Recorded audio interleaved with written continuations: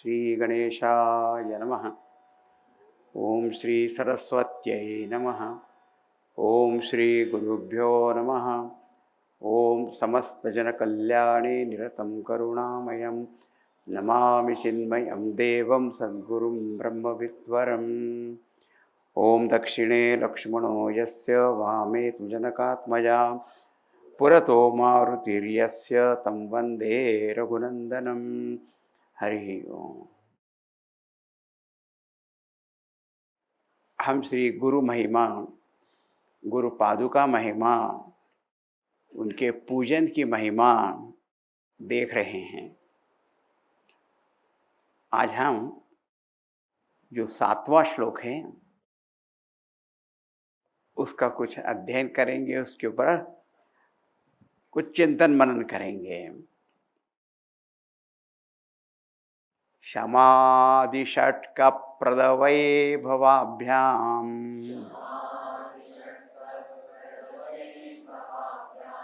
समाधिदान व्रत दीक्षिताभ्याम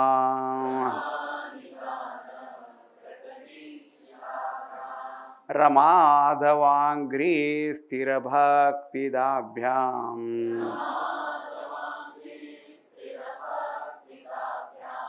नमो नमः श्री गुरुपादुकाभ्याम।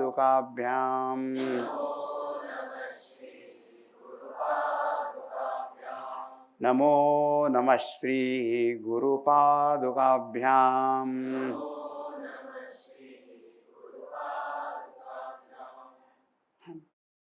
अत्यंत श्रद्धा भक्ति आदर सहित हम श्री गुरु पादुकाओं को नमस्कार करते हैं, प्रणाम करते हैं। तो इस श्लोक में हम देखेंगे कि गुरु पादुका जो क्या देती हैं आपको, उनकी क्या विशेषता है।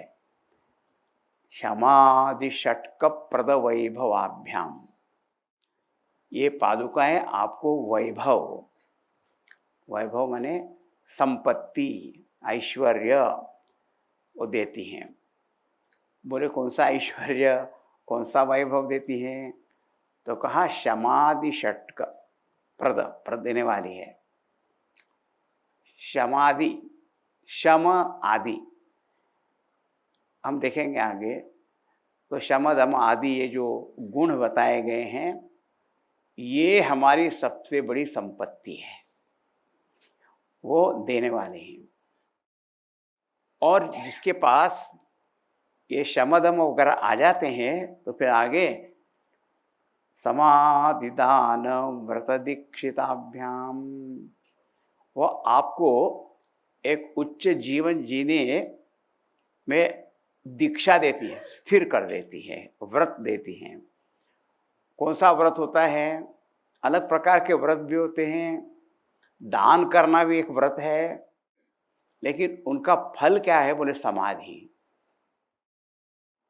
तो समाधि गुण और ऐसी दीक्षा दे देती है कि आपको समाधि की प्राप्ति होती है। और रमाधवांघ्रि स्थिर भक्तिदाभ्याम, वो आपको ऐसी भक्ति देती, स्थिर, टिकी रहने वाली, हाँ, ऐसी भक्ति देती हैं। और किसके लिए? रमाधवांघ्रि, रमाधव अंघ्रि, ऐसा है वो। कभी कभी रमा माधव ऐसा भी बोला जाता है। एक शब्द आपने सुना माधव, सिर्फ माधव भी है ना, केशवान नारायण माधवायन नमः।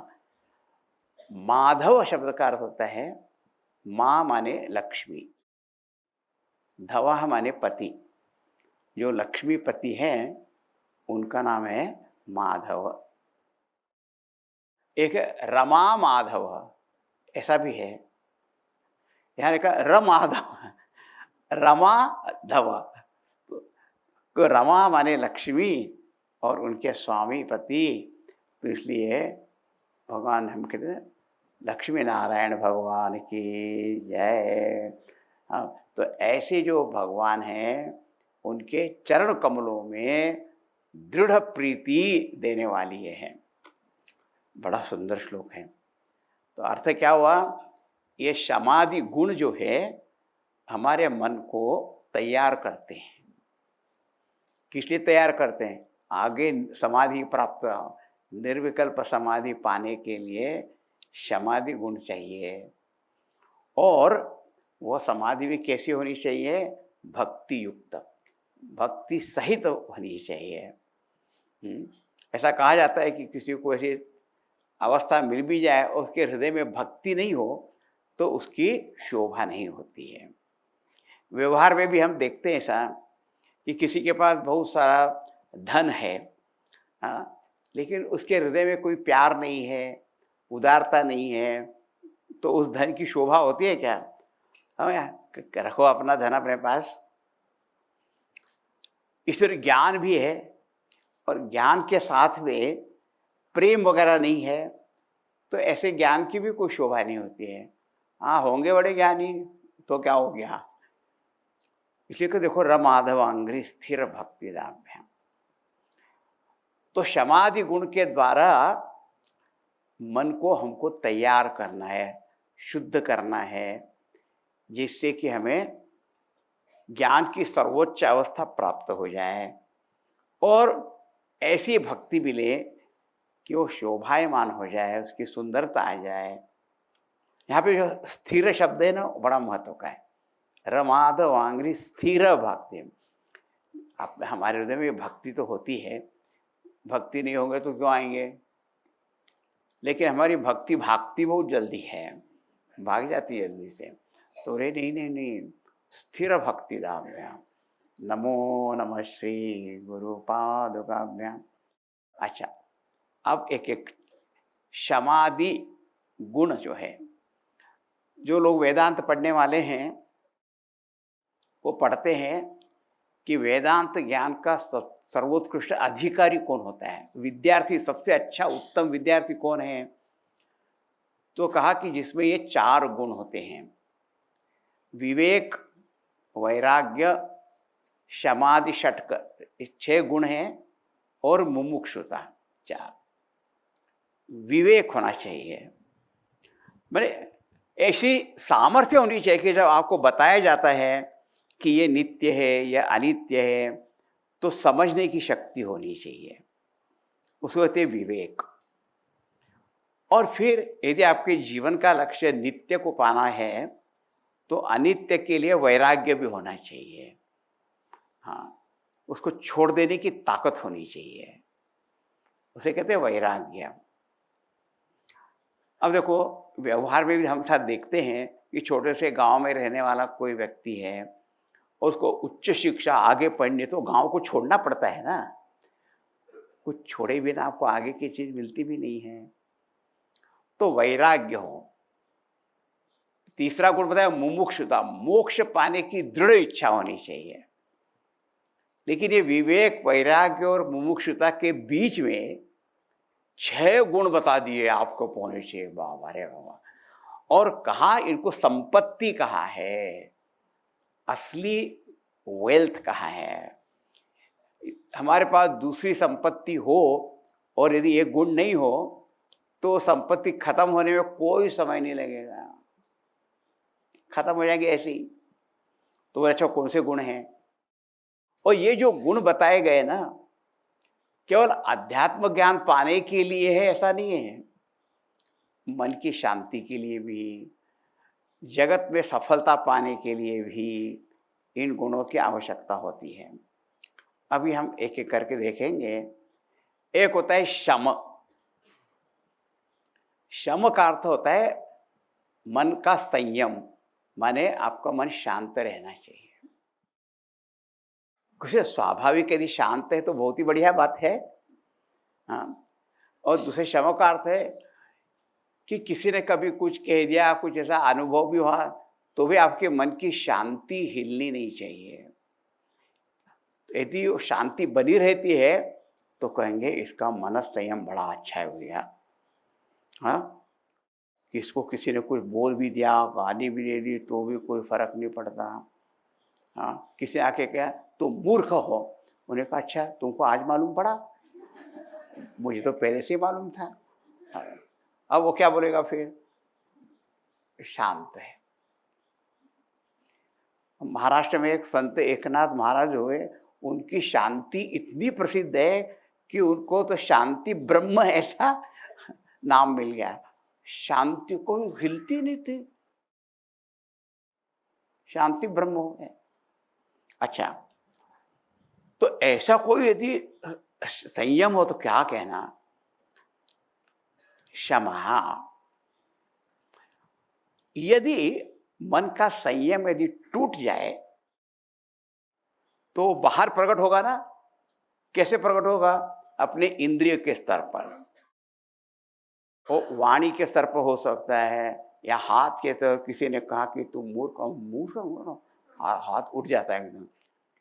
और या मुझसे तू महामूर्ख है, बोलने की वृत्ति आ जाती है। तो दमः शब्द का अर्थ क्या होता है कि यदि ये मन का संयम यदि हट जाए तो कम से कम अपनी इंद्रिय पे कंट्रोल कर दो।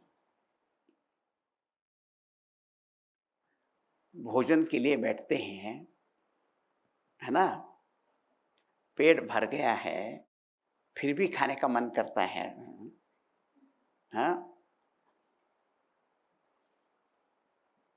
रुकना आना चाहिए।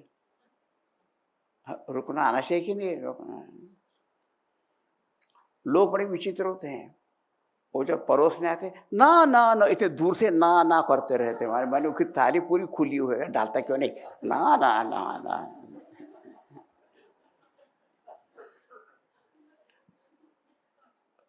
तो दमहा का अर्थ होता है कि यदि संयम यदि है तो फिर दम की जरूरत ही नहीं होती है। हाँ, अपने आप ही कंट्रोल है। लेकिन कभी आ जाता है गुस्सा, कभी टेम्पटेशन हो जाता है, कभी उस समय अपने आप को रोकने की शक्ति, उसको कहते हैं दमा, शम दम। यदि शम और दम है तो तीसरा गुण आता है उपरम। तो शम का अर्थ होता है the control over the mind, दम माने कंट्रोल ओवर द सेंसेस, इंद्रिय, और उपरम माने विड्रॉवल, मन बाहर की चीज से खींच गया। उसको एक सरल दृष्टांत बताते हैं। देखो, यदि मैं अपने कमरे में बैठा हूं और बाहर से मुझे कोई बुलाता है और मैं नहीं जाता, भाई नहीं अभी नहीं आना है, तो मैं कमरे में बैठा रहूंगा। अब कभी क्या होता है, बाहर कोई बुला नहीं रहा है, लेकिन मन में ये कहते हैं चलो एक चक्कर मार के आते हैं। काहे को चक्कर मार के आते हैं? तो जब मन में इच्छा हो गई तो फिर मैं बाहर चला जाऊंगा कि नहीं? लेकिन बाहर कोई बुला रहा है और फिर भी मैं नहीं जा रहा हूं, और मैं अंदर भी कोई ऐसी इच्छा नहीं हो रही, तो कमरे में बैठा रहूंगा कि नहीं? तो अरे हाँ, ये इसी प्रकार हमारा मन है, बाहर के विषय से खींचा नहीं जा रहा है और अंदर से भी कोई ऐसी वृत्ति नहीं आ रही है, तो वो जो मन की अवस्था है उसे कहते हैं उपरमा, विड्रॉन स्टेट ऑफ माइंड। लेकिन अब प्रश्न ही आता है कि मैं कमरे में तो बैठा रहा, लेकिन वहां बैठ के करूंगा क्या?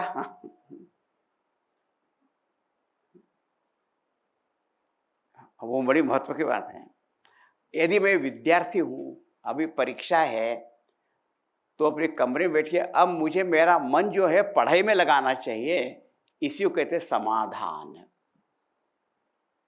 समाधान माने आपने सब जगह से तो ध्यान हटा लिया, लेकिन आपका जो लक्ष्य है उसमें अपने मन को लगा दो, सम्यक आधान, अच्छी तरह स्थिर करो।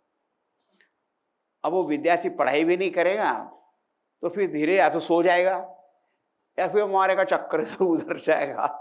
हाँ, तो अभी हम अध्यात्म की बात कर रहे हैं, तो शम दम उपरम हुआ, तो फिर आप पूजा करो, जप करो या आत्मस्वरूप का ध्यान करो, उसे कहते हैं समाधान।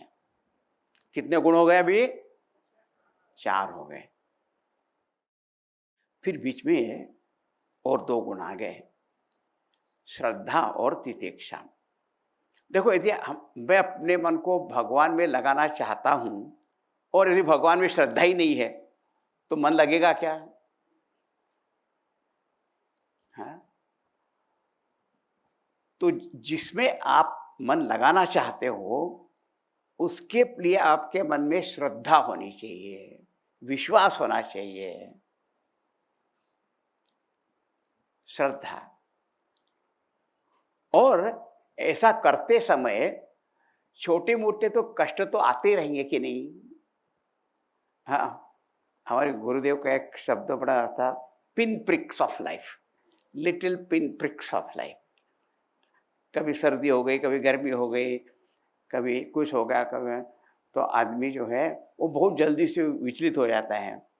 तो अगर आपने कुछ नियम लिया है तो सहन शक्ति, एंड्योरेंस उसको कहते हैं, एंड्योरेंस होना चाहिए। हाँ, आदमी बैठा ध्यान करने को उठा, गर्मी लग रही है, उठा, पंखा ऑन, वो एक स्पीड में कुछ चलता ही नहीं है। कुछ कुछ पंखे ऐसे होते हैं, एक मरियल जैसा है। फिर उठा, वो इतना तेजी से घूमने लगा वहां पर, अरे तो बहुत ज्यादा तेज हो गया क्या बोलते हैं।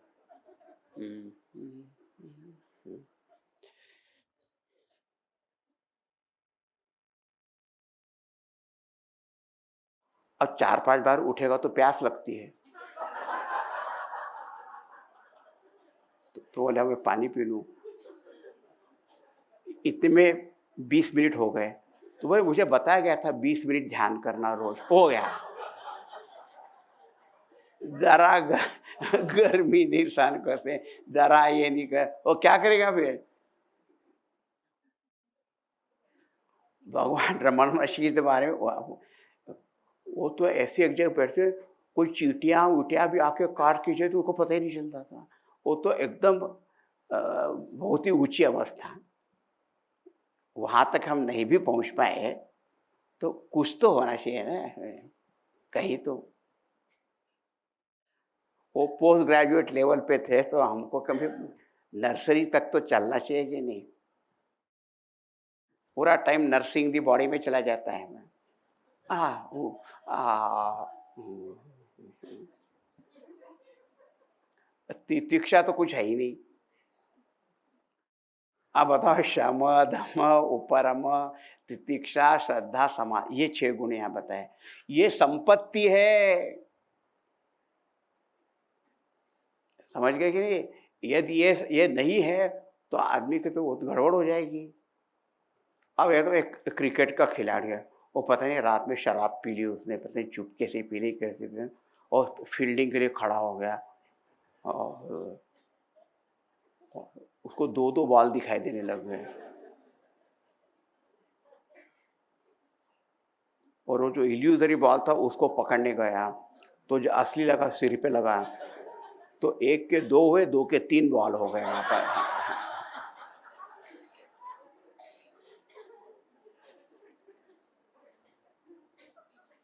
इसी सारे खिलाड़ियों का एक मैनेजर को भी रखा जाता है, ये भाग जल्दी सो जाता,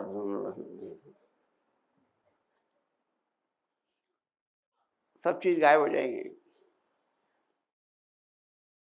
शम दम उपरम, हाँ, तितिक्षा श्रद्धा समाधान, ये 6 गुण भगवान ने लिखते वैभव है। वो असली संपत्ति तो ये है, वो यदि है तो सब ठीक है। इनके साथ में कहा समाधि दान व्रत दीक्षिताभ्याम।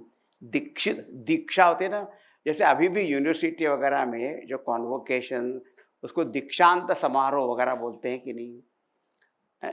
दीक्षा का अर्थ होता है इनिशिएशन ऑल्सो। जैसे अपने हिंदू धर्म में जब लड़का होता है उसको यज्ञोपवीत दिया जाता है, तो एक सेक्रेट थ्रेड सेरेमनी, माने अब आपका संयम का जीवन शुरू हो रहा है। जैसे मेडिकल वगैरह में कोर्स होने के बाद में वो भी ऐसा एक व्रत लेते हैं, हाँ, कि मैं इसका उपयोग सबकी सेवा के लिए करूँगा।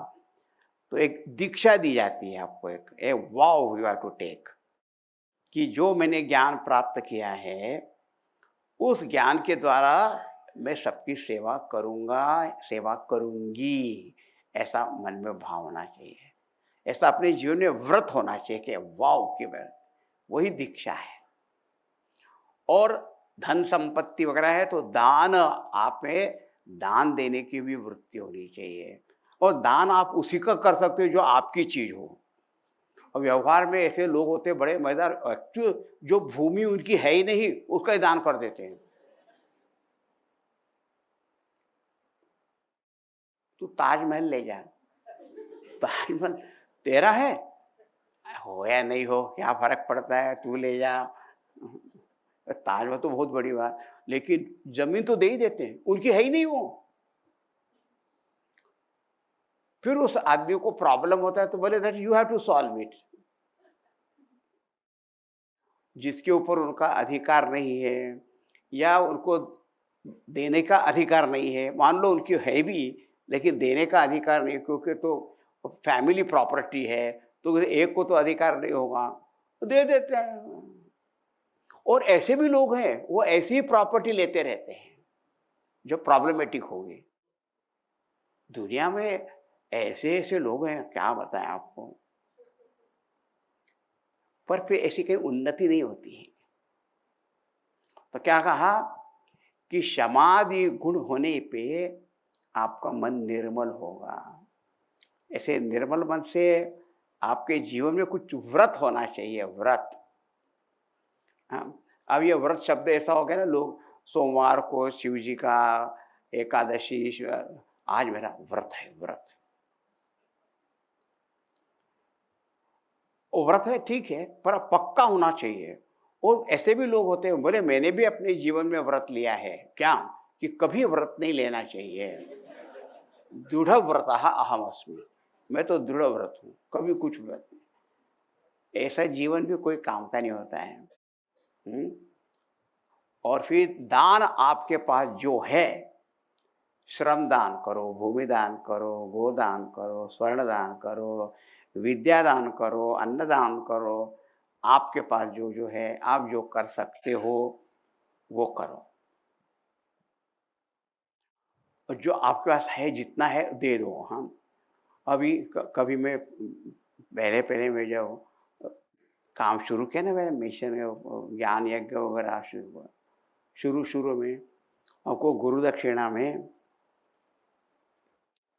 आ जाता था एक लॉटरी टिकट, और आदमी लिखता था कि मैं तो आपको 1,00,000 रुपए देना चाहता हूँ। हाँ, तो भाई इतना तो मैं ये लॉटरी टिकट दे रहा हूँ, अब आपका भाग्य आप आजमा लो। तो ही मैंने कहा ये तो बड़ा अच्छा आदमी है भैया कि कम से कम। बाद में देखा तो लॉटरी टिकट आउटडेटेड हो गया था। ऐसे ऐसे भी, अरे तो 1 रुपया दे देता तो ठीक था, या कुछ भी नहीं देता तब भी ठीक था, पर ये ऐसा करने से क्या फायदा। हाँ, लेकिन होता है, सब होता है, तो ऐसा होना नहीं चाहिए। तो कहा कि यदि मन निर्मल है तो ऐसी बात नहीं होगी। तो समाधि षट्क प्रतवैभवाभ्याम, फिर ऐसा व्रत भी आ जाए तो आपको समाधि अवस्था हो जाएगी। बोले समाधि, एक समाधि स्थिति कैसी होती है कि जो मन पूरी तरह से बिल्कुल हट गया है और बिल्कुल मन बिल्कुल आत्म स्वरूप में स्थिर हो गया है, बिल्कुल। तो आदमी ऐसा निश्चल हो जाता है, उसको कुछ भी न देह का भान होगा न जगत का भान होगा। वो कितने कितने दिनों तो महीनों तक बैठा रह सकता है, उसकी यदि शक्ति है तो बैठा है। यदा पंचावतिष्ठन्ते ज्ञानानि मनसा सह बुद्धिश्च न विचेष्टते तामाहु परमाम गतिम। वो ऐसी स्थिर अवस्था होती है कि सारी ज्ञानेंद्रियां, मन, बुद्धि एकदम स्थिर हो गए। वो एक समाधि है। ये तो मन एकदम इतना स्थिर हो गया हुआ। लेकिन जब वो मन उस अवस्था से बाहर भी आता है और जगत का भी अनुभव होता है, तब भी उसका जो ज्ञान है वो कभी नष्ट नहीं होता है। और अब कोई कहेगा ये तो आप बड़ी ऊंची ऊंची बात, इतना कहाँ समाधि ऐसे होने वाली है। तो आपको बताते हैं कि व्यावहारिक जगत में प्रैक्टिकल डेफिनेशन ऑफ समाधि क्या है। भगवत गीता ने कहा समत्वम योग उच्यते। सुख दुख लाभ हानि, हाँ, मान अपमान जो होते हैं, लेकिन यदि आपका मन यदि इक्विपाइज ऑफ माइंड, शांत रहता है, वही समाधि है। और यदि कभी विचलित भी हो जाए तो जितनी जल्दी से आप अपने मन को सम कर सकते हो, वही समाधि है। जैसे कभी कभी हम चलते चलते कभी गिर जाते हैं तो भी हम चाहते हैं कि जल्दी से उठ जाए, कोई देखे उसके पहले, है ना। इवन छोटे बच्चों को भी मैंने देखा है, वो गिर भी जाते हैं ना तो, और कोई देख नहीं है तो अपने उड़ जाता है, लेकिन यदि कोई देख तो क्या करके रोने लग जाएगा, वहां पे देखा है, अदरवाइज कुछ नहीं, चुपचाप उठेगा। तो गिर भी दी जाती है तो कितनी जल्दी से आप उड़ जा सकते हो। इसी प्रकार यदि जीवन में आने वाले सुख दुख कभी विचलित कर देते हैं, लेकिन आप कितनी जल्दी उसको शांत कर लेते हो। देखो अपने यहाँ भी कभी कोई दुखद घटना होती है तो उसी समय तो बहुत शॉक लगता है ना, लेकिन कुछ दिनों के बाद में मन कैसा हो जाता है, ठीक है ना। वो कुछ दिनों के बाद जो स्थिति मन की होती है वो तत्काल भी हो सकती है। वह समाधि का प्रैक्टिकल बिल्कुल व्यावहारिक अर्थ हुआ समत्वम योगोच्यते।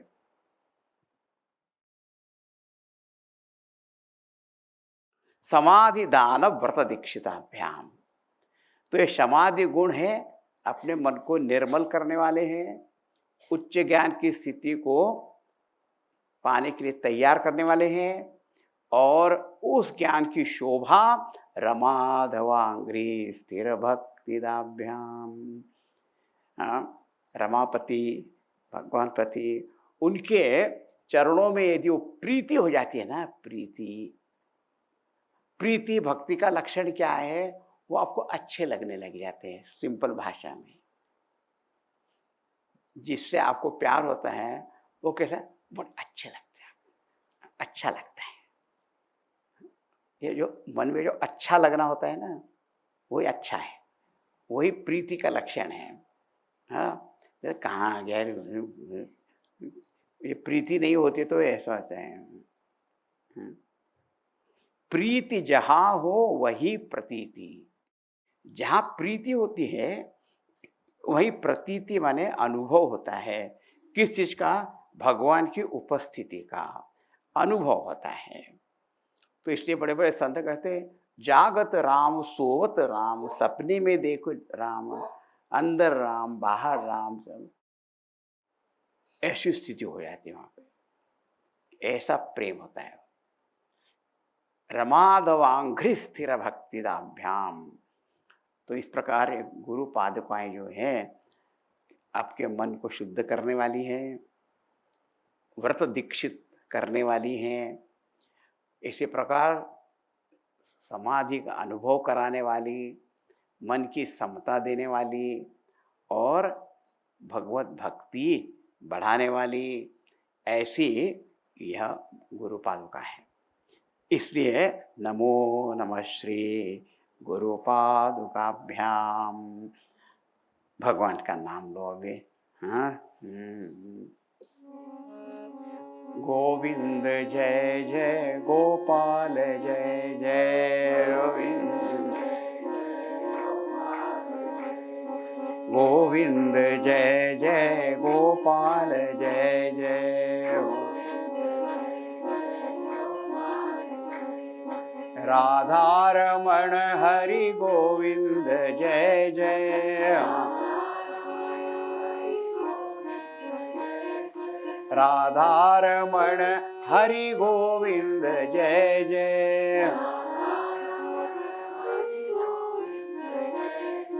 गोविंद जय जय गोपाल जय जय,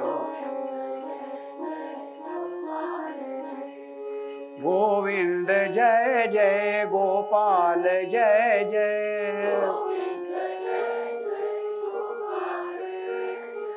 गोविंद जय जय गोपाल जय जय, राधारमण हरि गोविंद जय जय, गोविंद जय जय गोपाल जय जय,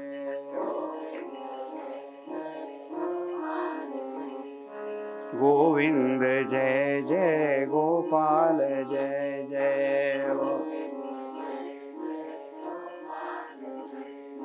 गोपाल जय जय, गोविंद जय जय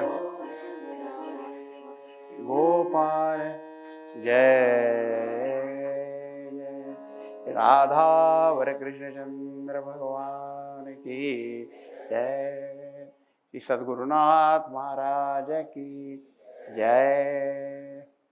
ओम पूर्णमदः पूर्णमिदं पूर्णात् पूर्णमुदच्यते पूर्णस्य पूर्णमादाय पूर्णमेवावशिष्यते।